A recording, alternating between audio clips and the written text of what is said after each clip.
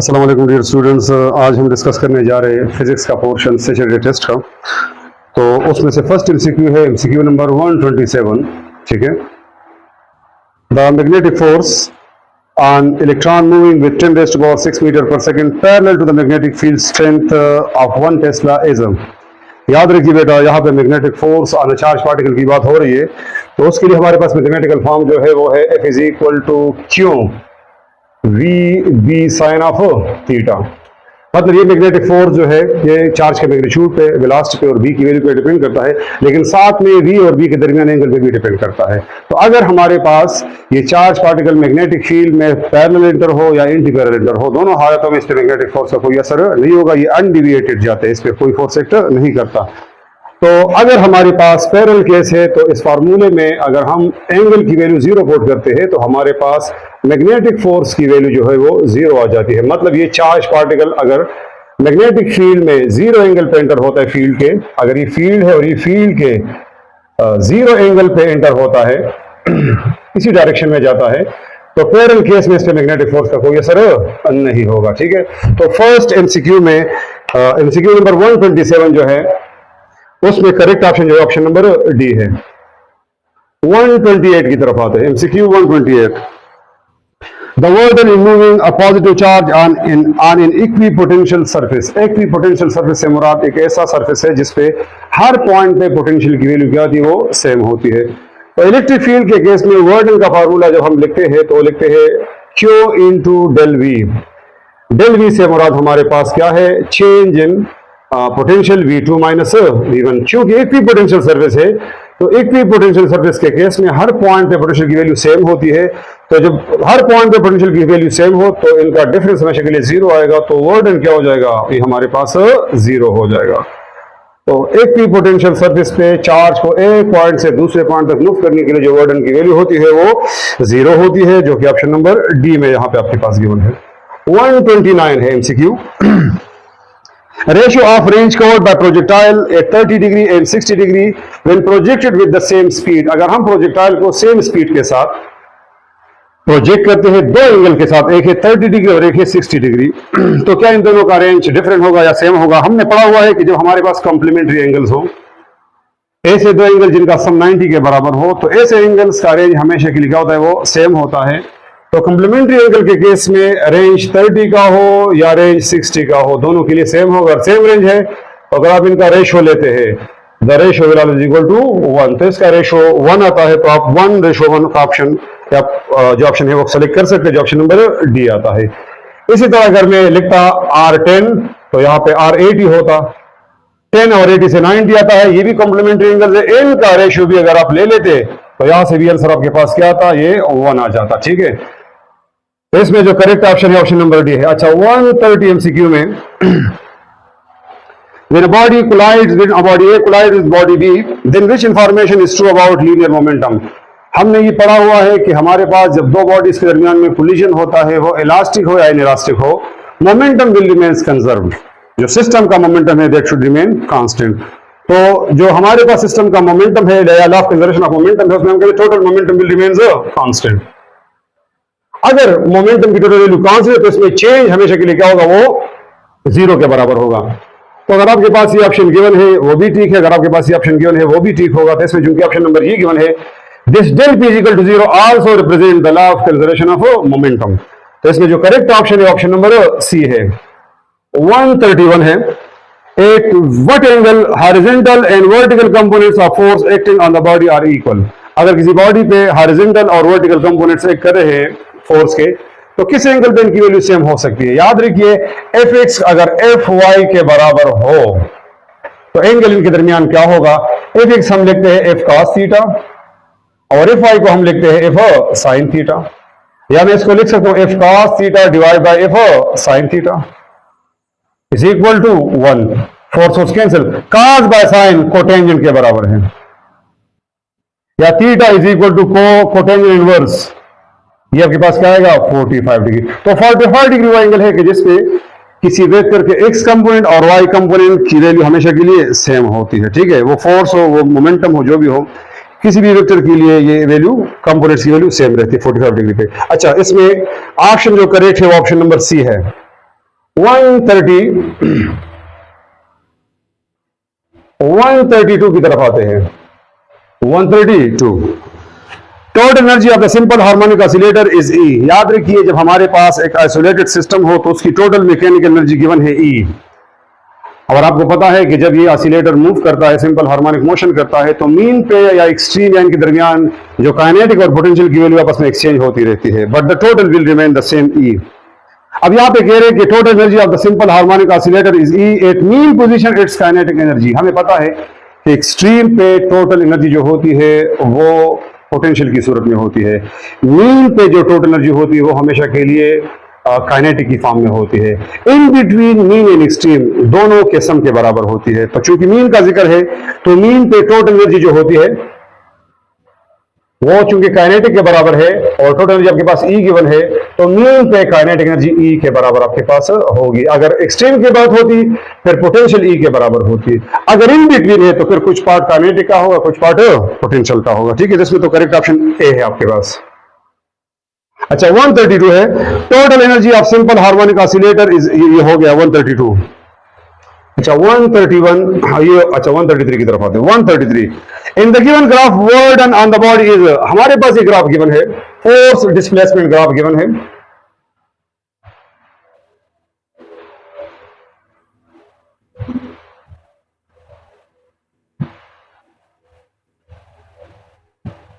इस तरह का ग्राफ गिवन है यहां तक।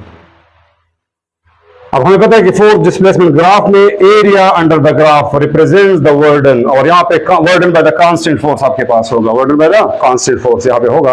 तो वर्डन का फॉर्मूला यहाँ पे क्या है, वर्डन आपके पास क्या होगा, एरिया अंडर द ग्राफ होगा, area under F S curve आपके पास होगा।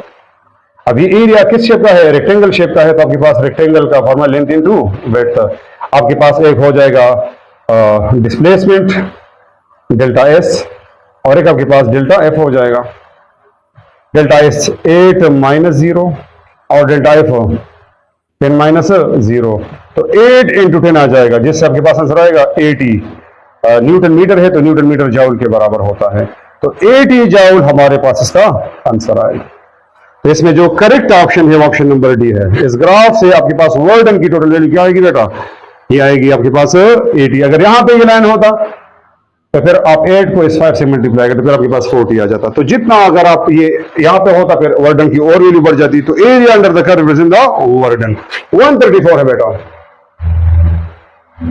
134 the frequency of sound wave is F and its velocity is you.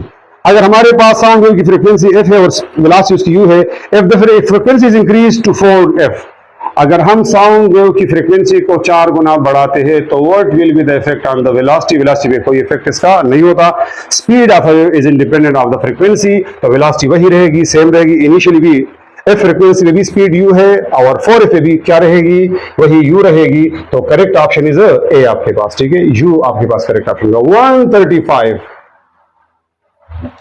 The phenomena of sound propagation in air. हमने पढ़ा हुआ है कि हमारे Newton formula for speed of sound में या लैप्लास करेक्शन में कि हमारे पास जो साउंड प्रोपेगेट करते एयर में वो इन द फॉर्म, वो किस प्रोसेस के through, isothermal, isobaric, adiabatic process. कौन सा प्रोसेस, एडियाबैटिक। ठीक है, एडियाबैटिक प्रोसेस के थ्रू, जिसमें हम कहते हैं कि हीट कंप्रेशन से रिफ्रिक्शन में या कंप्रेशन में नहीं जा पाएगी। ठीक है, air is poor conductor of heat, तो इस वजह से न्यूटन ने आइसोथर्मल लिया था, लेकिन लैप्लास ने एडियाबैटिक प्रोसेस। और ये एडियाबैटिक प्रोसेस होता है कि जिसमें हमारे पास, जिसके थ्रू हमारे पास साउंड जो है एयर में प्रोपेगेट करता है। तो the correct option is option number C है यहाँ पे। 136 है A tuning fork vibrates with 2 beats in 0.04 seconds. The frequency of the tuning fork, याद रखिए बेटा, frequency of the tuning fork हमारे पास बराबर है number of beats divided by time taken. अब beats कितने हैं, 2 है, टाइम कितना है, 0.04 है। तो यहां पे जो आंसर आएगा वो आ जाएगा 50। तो 50 हर्ट्ज हमारे पास इस फ्रीक्वेंसी की वैल्यू आ गई ट्यूनिंग फॉर्क के लिए। ठीक है, तो the correct option here is option number A. 137 की तरफ जाते हैं। 137 एमसीक्यू है। In VT graph velocity time graph straight line parallel to time axis represents. अगर ये हमारे पास एक वीटी ग्राफ है और इसमें आपने स्ट्रेट लाइन ड्रा किया है पैरेलल टू टाइम एक्सिस, तो इस हमें पता है कि वीटी ग्राफ का जो स्लोप होता है that is equal to the acceleration, magnitude of acceleration. अब चूंकि इस तरह के ग्राफ के लिए हमारे पास स्लोप की वैल्यू हमेशा के लिए क्या होती है, वो जीरो होती है, तो एक्सेलरेशन भी क्या होगी, जीरो। हाँ, अगर ये ग्राफ इस तरह का होता, ऑरिजिन से स्ट्रेट लाइन जाता, तो फिर इसका स्लोप कांस्टेंट होता है। अगर स्लोप कांस्टेंट तो एक्सेलरेशन भी क्या होगी, कांस्टेंट। तो यहाँ पे क्लियर कहा गया है कि वीटी ग्राफ में स्ट्रेट लाइन है जो कि टाइम के पैरेलल में जा रहा है, इस ग्राफ की तरफ इशारा हो रहा है, तो इसका स्लोप हमेशा के लिए क्या होगा, जीरो, तो एक्सेलरेशन भी जीरो होगी। तो इसमें जो करेक्ट ऑप्शन आपके पास यहाँ पे गिवन है वो है B, A is equal to zero. Option B correct है, ठीक है। अच्छा, अब हम नए एमसीक्यू की तरफ जा रहे हैं। एमसीक्यू नंबर 138 पे 138 में कहते हैं कि आपके पास मुख्तलिफ मासेस है जिनको आप सेम हाइट तक लेके जा रहे हैं। तो अगर सेम हाइट पे मुख्तलिफ मासेस पड़े हों तो पोटेंशियल एनर्जी फिर डिपेंड करेगी बेटा मास पे, क्योंकि हाइट सेम है। तो सेम हाइट के लिए P depends upon the mass. तो जिसका मास ज्यादा वहां पे पोटेंशियल एनर्जी निकल बेटा वो ज्यादा होगी। Potential energy depends upon the mass और द सेम हाइट। तो 4 किलोग्राम चूंकि ज्यादा मास है यहां पे गिवन, तो 4 किलोग्राम के लिए पोटेंशियल एनर्जी की वैल्यू सबसे ज्यादा होगी, तो करेक्ट ऑप्शन यहां पे डी है। 139 Which mathematical form represent isobaric process? Isobaric process ऐसा प्रोसेस थर्मोडायनामिक प्रोसेस जिसमें प्रेशर की वैल्यू क्या हो, वो कांस्टेंट हो। तो कांस्टेंट प्रेशर पे V और T के दरमियान डायरेक्ट रिलेशन है वॉल्यूम और टेम्परेचर पे। टेम्परेचर ज्यादा होने से वॉल्यूम आपके पास बढ़ जाएगा, तो यहां डायरेक्ट रिलेशन को इसको हम लिख सकते हैं V is equal to constant into T, या V by T is equal to constant. तो ये मैथमेटिकल फॉर्म गिवन है, ये रिप्रेजेंट करता है आइसोबैरिक प्रोसेस को। अच्छा, तो इसमें जो करेक्ट ऑप्शन था वो ऑप्शन नंबर है। 140 की तरफ बैठाते हैं। 140 as number of loops in a stretched string fixed at both ends increases, which wave parameter remains constant? अगर हमारे पास एक स्ट्रेच स्ट्रिंग के अलांग नंबर ऑफ लूप्स जो बनते हैं, अगर इनमें इजाफा होता है तो फ्रीक्वेंसी और वेवलेंथ पे या स्पीड पे क्या फर्क पड़ता है? याद रखिए हमने रिलेशन लिखा है कि नंबर ऑफ लूप्स का फ्रीक्वेंसी का नंबर ऑफ लूप के साथ डायरेक्ट रिलेशन है, और वेवलेंथ का इस फार्मूले से नंबर ऑफ लूप के साथ इनवर्स रिलेशन है। तो नंबर ऑफ लूप के इंक्रीज से फ्रीक्वेंसी इंक्रीज होगी, वेवलेंथ डिक्रीज होगी, और एक के इंक्रीज से अगर दूसरा डिक्रीज होता है तो the speed will remain the same constant, क्योंकि V जो है वो एफ लैम्डा के बराबर है। ये जितना बढ़ेगा उतना ये कम हो जाएगा, फिर product will remain the same, तो speed will remain the same. तो इसमें जो करेक्ट ऑप्शन है ऑप्शन नंबर बी है। 141 की तरफ आते हैं। MCQ 141। A rotating body is speeding up in the anti-clockwise direction of its angular acceleration will be। अगर हमारे पास फर्ज करें एक बॉडी इस तरह हॉरिजॉन्टल सर्कल में मूव कर रही है और ये इसके लिए एक्सिस ऑफ रोटेशन है, तो जब भी एंटी क्लॉकवाइज डायरेक्शन में ये मूव करेगी तो इसकी एंगुलर वेलोसिटी की डायरेक्शन हमेशा के लिए एक्सिस ऑफ रोटेशन के अलॉन्ग होगी और आउटवर्ड या अपवर्ड होगी।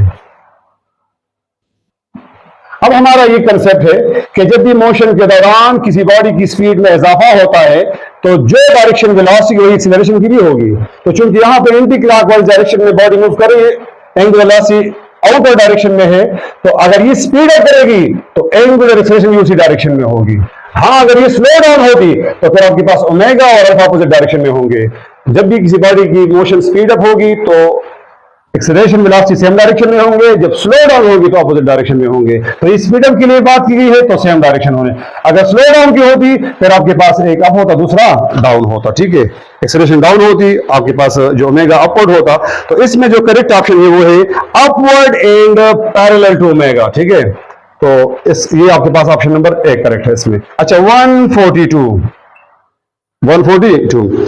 पॉजिट्रॉन इज प्रोड्यूस्ड ड्यूरिंग, हम कहते हैं कि बीटा डिके में जब प्रोटॉन न्यूट्रॉन और पॉजिट्रॉन में डिके हो जाएगा तो ये कौन सा डिके है, बीटा नेगेटिव या बीटा पॉजिटिव? बीटा डिके दो तरह का है, एक बीटा पॉजिटिव एक बीटा नेगेटिव है। बीटा नेगेटिव में न्यूट्रॉन प्रोटॉन और इलेक्ट्रॉन में कन्वर्ट होता है, ठीक है, जिससे एटॉमिक नंबर बढ़ जाता है। जबकि बीटा पॉजिटिव में प्रोटॉन, न्यूट्रॉन और पॉजिट्रॉन में डिके होता है। तो इससे आपके पास एटॉमिक नंबर में कमी आएगी, ठीक है। दोनों बीटा नेगेटिव और बीटा पॉजिटिव, एटॉमिक नंबर तो चेंज होता है लेकिन मास नंबर में कोई फर्क नहीं आता। तो पॉजिट्रॉन अगर प्रोड्यूस हुआ है तो ये बीटा पॉजिटिव है। बीटा पॉजिटिव में मैंने क्या कहा कि प्रोटॉन जो है अनस्टेबल प्रोटॉन, अब क्या कि ये कन्वर्ट हो किसमें, न्यूट्रॉन में और पॉजिट्रॉन में। चार्ज कंजर्वेशन की वजह से प्रोटॉन पे प्लस है तो अभी पॉजिटिव चार्ज आएगा, ठीक है। तो पॉजिट्रॉन इमिट होगा बीटा पॉजिटिव में, इलेक्ट्रॉन इमिट होता बीटा नेगेटिव में। तो करेक्ट ऑप्शन यहां पे जो है ऑप्शन नंबर डी है। नेक्स्ट एमसीक्यू है अबाउट द कॉम्पटन्स इफेक्ट। कॉम्पटन्स इफेक्ट में अगर हम कॉम्पटन शिफ्ट की बात करें, कॉम्पटन शिफ्ट का जो फॉर्मूला है डेल्टा लेम्डा, उसको हम लिख सकते हैं delta lambda is equal to H over M not C 1 minus cos of theta, ये फॉर्मूला है। इसको हम कहते हैं कॉम्पटन शिफ्ट। इस पूरे ये जो आपके पास एच और एम नॉट सी है, इसके डायमेंशन वेवलेंथ के बराबर है, जिसको हम कहते हैं कॉम्पटन्स वेवलेंथ, कॉम्पटन्स वेवलेंथ। अच्छा, अब ये इसके बराबर हो सकता है अगर आप इस एंगल की वैल्यू पुट करें। किस एंगल पे ये आपस में इक्वल हो सकते हैं? तो बेटा अगर मैं यहां पे cos 90 पुट कर दूं तो cos 90 की वैल्यू क्या होती है, 0। तो ये पूरा का पूरा टर्म क्या हो जाएगा, 0। तो फिर ये आपके पास तो 90 डिग्री वो एंगल है कि जिसपे कॉम्पटन शिफ्ट की वैल्यू कॉम्पटन वेवलेंथ के बराबर हो सकती है, कॉम्पटन वेवलेंथ के बराबर आ सकती है। तो the correct option here is option number C. 144 पे आते हैं। By doubling distance between capacitor plates capacitance, simple सा जो है वो एक एमसीक्यू है कि capacitance of the capacitor depends upon parallel plate capacitor में A epsilon by D. Area of the capacitor पे डिपेंड करता है कैपेसिटर प्लेट्स के दरमियान डाइलेक्ट्रिक मीडियम पे और साथ में कैपेसिटर प्लेट के दरमियान डिस्टेंस पे। डी के साथ जो रिलेशन है वो इनवर्स है। अगर डी बढ़ता है, डबल होता है तो सी क्या हो जाएगा, हाफ हो जाएगा। तो by doubling the distance between the capacitor plate the capacitance will decrease to half. तो बी ऑप्शन बेटा इसमें करेक्ट है। 145 की तरफ आ जाए। MCQ 145। Electron volt is the energy is the unit of, याद है कि इलेक्ट्रॉन वोल्ट जो है हमारे पास एनर्जी का यूनिट है। ईएमएफ या पोटेंशियल डिफरेंस का यूनिट वोल्ट होता है, कैपेसिटेंस का फेरेड है, तो एनर्जी का यूनिट जो है वो इलेक्ट्रॉन वोल्ट है हमारे पास। सी ऑप्शन करेक्ट है। लास्ट टाइम ये पूछा गया था टेस्ट में कि इलेक्ट्रॉन वोल्ट किस चीज का यूनिट है इंडिकेटर में। 146। By doubling magnitude of a test charge electric field intensity, याद रखिए इलेक्ट्रिक फील्ड इंटेंसिटी जो है बेटा वो डिपेंड करती है बेटा सोर्स चार्ज के मैग्नीट्यूड पे और सोर्स चार्ज से डिस्टेंस पे। ये टेस्ट चार्ज के मैग्नीट्यूड पे डिपेंड नहीं करता। तो अगर आप टेस्ट चार्ज का मैग्नीट्यूड बढ़ा भी दे तो इससे सोर्स चार्ज पे कोई असर, इलेक्ट्रिक फील्ड इंटेंसिटी पे कोई फर्क नहीं पड़ेगा। तो electric field intensity depends upon the magnitude of the source charge. Electric field intensity is independent of the magnitude of the test charge, ठीक है। तो अगर आप इसको डबल भी करते हैं electric field will remain the same, इस पे कोई फर्क नहीं पड़ेगा, ठीक है। तो correct option is option number D. 147 है। A nucleus emits beta negative particle. The ratio of the atomic nuclei before and after emission. हमें पता है कि हमारे पास फर्ज करें एक एलिमेंट है, इनिशियली उसका एटॉमिक नंबर Z था, मास नंबर N था। जब इससे बीटा नेगेटिव एमिट होगा तो एटॉमिक नंबर में 1 इंक्रीज आता है। अगर बीटा पॉजिटिव होगा तो एटॉमिक नंबर में 1 डिक्रीज आता है। लेकिन जो आपके पास मास नंबर है, मास नंबर में कोई चेंज नहीं आता। तो इनिशियल और एमिशन के बाद वाले न्यूक्लियाई का अगर मास नंबर का रेशियो ले ले तो इसमें कोई चेंज नहीं आ रहा, तो ये हमेशा के लिए 1 के बराबर होगा। तो ये आपके पास करेक्ट ऑप्शन 1 रेशियो 1 कहलाएगा, ठीक है, जो ऑप्शन नंबर डी बनता है। 148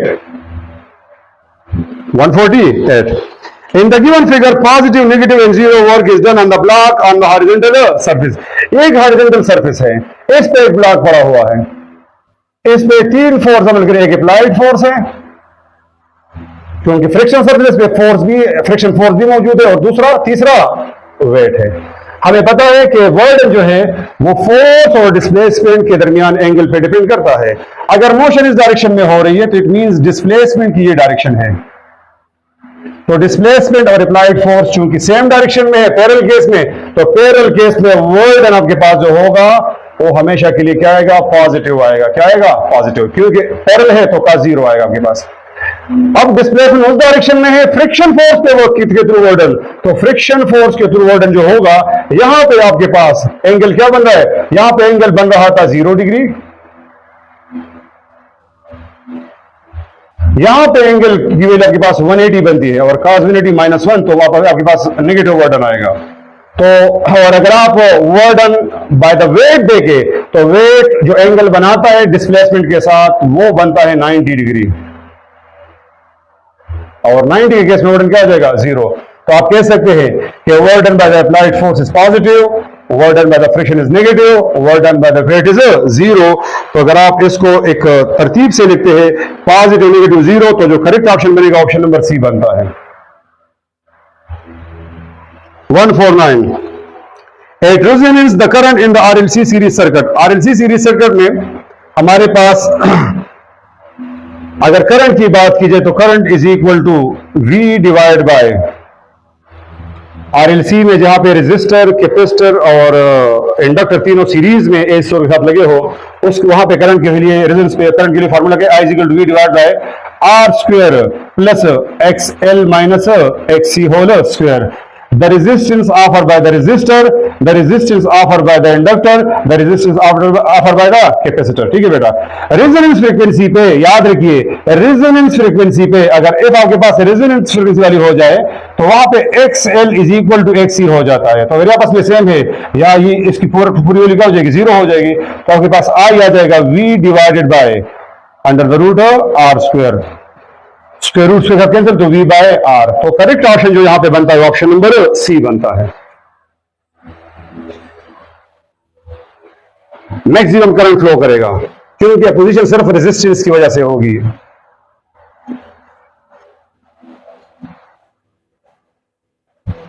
अच्छा, नेक्स्ट जो है वो है two forces which are acting on a square block of mass 5 kg in opposite direction, the acceleration produced। ये हमारे पास एक ब्लॉक है जिसपे एक फोर्स लग रही है 10 न्यूटन की, दूसरी फोर्स लग रही है अपोजिट डायरेक्शन में 5 न्यूटन की। इसका मास कितना है, मास इज 5 kg। तो नेट फोर्स जो इसमें अब जनरेट होगा वो बेटा होगा हमारे पास 5 न्यूटन का, क्योंकि ये अपोजिट डायरेक्शन में है तो नेट इफेक्ट 5 न्यूटन का, और ये इस मास को एक्सेलरेट करेगा। तो कितनी एक्सेलरेशन के साथ, तो फार्मूला है A is equal to F divided by M, where F जो नेट फोर्स है वो 5 है, मास भी 5 है, तो आंसर आएगा 1 मीटर पर सेकेंड स्क्वायर। तो इसमें जो करेक्ट ऑप्शन आता है ऑप्शन नंबर सी बनता है। एमसीक्यू था 150, यहां पे 151 की तरफ आते हैं। Which of the following particle has longest wavelength when moving with the same speed। याद रखिए मुख्तलिफ पार्टिकल सेम स्पीड से जा रहे हैं तो आप फार्मूला लिखेंगे wavelength lambda is equal to h divide by mv। ये तो कांस्टेंट था, अगर स्पीड भी सेम हो तो वेवलेंथ का मास के साथ इनवर्स रिलेशन है। इन तमाम पार्टिकल में इलेक्ट्रॉन का मास सबसे कम है तो उसकी वेवलेंथ सबसे ज्यादा होगी। ठीक है, तो इसमें जो करेक्ट ऑप्शन आता है ऑप्शन नंबर सी आता है। 152 by doubling the energy of photon its momentum. याद रखिए हम लिखते हैं E is equal to M C square, इसको मैं एम सी इंटू सी लिख सकता हूं। एम सी मास और वेलोसिटी का प्रोडक्ट मोमेंटम के बराबर है, तो यहां से इन दोनों के दरमियान डायरेक्ट रिलेशन है। E is proportional to the momentum. ठीक है, तो by doubling the energy the momentum will becomes double, ये आपके पास डबल हो जाएगा। तो करेक्ट ऑप्शन इसमें है ऑप्शन नंबर ए। 153 है बेटा। A current carrying conductor placed at an angle of 30 degree with the applied magnetic field will experience a force। Current carrying conductor case में जो फोर्स है मैग्नेटिक फोर्स वो है I into L cross B या L B sine theta, और यहाँ पे angle क्या गिवन है, 30 डिग्री गिवन है, और साइन 30 की वैल्यू आपको पता है कि 1/2 होती है, तो आप यहाँ 2 से डिवाइड करें तो मैग्नेटिक फोर्स का जो ये रिलेशन बनेगा ये 30 डिग्री के लिए बनेगा। ये करेक्ट ऑप्शन आपके पास ऑप्शन नंबर सी है।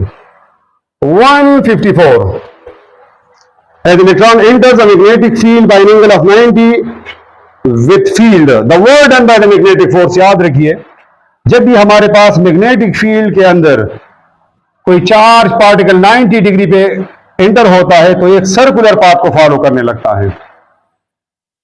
एक सर्कुलर पाथ को, सर्कुलर पाथ में हमारे पास वर्क डन की वैल्यू क्या होती है, 0 होती है। तो यहां पे work done by the magnetic force और एस के दरमियान एंगल क्या बनेगा, 90 बनेगा। और 90 एंगल के लिए वर्क डन की वैल्यू हमेशा के लिए क्या होती है, वो 0 होती है। तो मैग्नेटिक फोर्स के बारे में हम पढ़ते हैं कि ये चार्ज पार्टिकल को एक्सेलरेट या डिएक्सेलरेट नहीं करता इलेक्ट्रिक फील्ड की तरह, ये जस्ट उसको डिफ्लेक्ट करवाता है। तो there is no work done by the magnetic force if the charge particle enters at 90 degree है, ठीक है। अच्छा, अब इसमें जो करेक्ट ऑप्शन था वो ऑप्शन नंबर सी है। 155, which of the following is not an example of vector product. Torque है, लीनियर मोमेंटम है, एंगुलर मोमेंटम है, इन तमाम में टार्क जो है इसको आप आर क्रॉस एफ लिखते हैं, तो ये एग्जांपल है वेक्टर प्रोडक्ट की। इसी तरह आप अगर बात करें एंगुलर मोमेंटम की तो भी आर क्रॉस पी आप लिखते हैं, क्रॉस प्रोडक्ट की एग्जांपल है। Magnetic force on the charge particle है तो वी क्रॉस बी आप लिखते हैं। लेकिन मोमेंटम जो है that is the product of mass and velocity, ये तमाम वेक्टर्स के प्रोडक्ट है, यहाँ पे स्केलर वेक्टर से मल्टीप्लाई होता है। तो ये जो एग्जांपल है ये एग्जांपल वेक्टर प्रोडक्ट का नहीं हो सकता, तो करेक्ट ऑप्शन इसमें ऑप्शन नंबर बी आता है। 156, A wire of resistance 4 ohm stretched twice of its original length। एक वायर था जिसकी लेंथ L थी, उसका रेजिस्टेंस 4 ओम था। जब आपने वायर को स्ट्रिच किया है, ओरिजिनल साइज से डबल किया है, तो what will be the effect on it resistance. तो सिंपल फार्मूला है, नेट रेजिस्टेंस की वैल्यू n² r हो जाएगी। तो अगर आप डबल कर दे तो यहाँ पे 2 पुट करें, 2² r, ये ओरिजिनल था, ये न्यू होगा। तो डबल क्या है तो 2 का स्क्वायर, 2 2 जा आपके पास 4 आएगा। और r की वैल्यू 4 गिवन है तो 4 4 जा 16। तो आपके पास जो न्यू रेजिस्टेंस होगी वो 16 ओम के इक्वल आएगी, ठीक है। 157 की तरफ जाते हैं, एमसीक्यू। 157 में कहते हैं कि the speed of sound at 0 degree centigrade and 1 atm pressure is 331 metre per second. अगर टेम्परेचर वही रहे लेकिन हम प्रेशर को 1 atm की जगह 4 atm कर ले, तो what will be the effect on speed. याद रखिए, speed of sound is independent of the pressure, ठीक है। तो अगर आप प्रेशर की वैल्यू को बढ़ा भी दे, स्पीड ऑफ साउंड वही रहेगी। तो आपके पास करेक्ट ऑप्शन जो है वो है ऑप्शन नंबर बी, जो कि 331 मीटर पर सेकंड है, ठीक है। 158 की तरफ आते हैं। In half wave rectification diode conducts, याद रखिए डायोड को अगर हम एसी सिग्नल देते हैं, किसको, डायोड को, ठीक है। तो डायोड वगैरह हम ऐसी सिग्नल देते तो ये क्या करता है, उसको रेक्टिफाई करता है। ये पॉजिटिव हाफ साइकिल को तो जाने देगा due to the forward biasing, लेकिन ये नेगेटिव को ये ब्लॉक करेगा। तो ये कंडक्ट करता है किसको बेटा, पॉजिटिव हाफ साइकिल को ओनली। तो करेक्ट ऑप्शन इसमें ऑप्शन नंबर ए होगा। 159 की तरफ आते हैं। At what temperature velocity of sound will be double of its value at 473 kelvin. आपके पास वेलोसिटी का टेम्परेचर के साथ डायरेक्ट रिलेशन, लेकिन स्क्वायर रूट के अंदर। वेलोसिटी तब डबल होगी अगर आप यहाँ पे क्या करें, अगर आप टेम्परेचर को 4 टाइम इंक्रीज करें। अगर टेम्परेचर को 4 टाइम बढ़ाओगे तो 4 का स्क्वायर रूट 2 आता है। तो टेम्परेचर को 4 गुना बढ़ाओगे तब आपके पास वेलोसिटी क्या होगी बेटा, डबल हो जाएगी। तो the correct option here is option number C. 160 पे आते हैं। A body completes in oscillations performing simple harmonic motion in 2 seconds. Its angular frequency in radian per second. Angular frequency का रिलेशन ये है 2 पाई इंटू एफ या 2 पाई divided by T. क्योंकि इन number है तो आप n से मल्टीप्लाई करें, किससे मल्टीप्लाई करें, n से। तो n मल्टीप्लाई बाय 2 पाई, और टाइम पीरियड 2 गिवन है तो 2 के साथ 2 क्या हुआ, cancel. So omega is equal to n pi radian per second. तो the correct option here is option number B. n number of cycles के लिए आपने किया, ठीक है। तो n नंबर ऑफ साइकिल के लिए आप f की वैल्यू पुट करेंगे n बाई टी। तो टाइम पीरियड 2 सेकंड गिवन है, 2 का आपस में कैंसिल, तो n बाई रेडियन पर सेकंड आ जाएगा। और 161 में बेटा आपके पास वैल्यू गिवन है a and b are 2 points in electric field if work done from A to B is 16 joule. Work done की वैल्यू गिवन है इलेक्ट्रिक फील्ड के अंदर 16 जूल की, और जिस चार्ज को मूव करे उसकी वैल्यू भी गिवन है, वो कितनी है हमारे पास, 4 कूलम की। तो what will be the potential difference. तो बेटा याद रखिए पोटेंशियल डिफरेंस हम लिखते हैं work done per unit charge. तो 16 बाय 4 से क्या आएगा, 4 वोल्ट। इसमें करेक्ट ऑप्शन आता है ऑप्शन नंबर सी। और लास्ट एमसीक्यू जो इसका है वो ये है कि how many electrons will have a charge of 1 coulomb. 1 coulomb एक बहुत बड़ा चार्ज होता है, ठीक है। तो आपके पास फार्मूला है Q is equal to NE या N is equal to Q divide by E। आपके पास Q है 1 कूलम और इलेक्ट्रॉन का चार्ज कितना है, सिंगल 1.16 माइनस 19 कूलम। तो अगर आप 1 को ऐसे डिवाइड करेंगे आपके पास आंसर आएगा 6.25 10 raised to power 18। इतने नंबर ऑफ इलेक्ट्रॉन्स मिलके 1 कूलम का चार्ज जो है वो बनाते हैं, ठीक है। तो इसमें जो करेक्ट ऑप्शन है वो ऑप्शन नंबर ए है। तो बेटा ये इस सैचुरेटेड की डिस्कशन थी। अल्लाह हाफिज।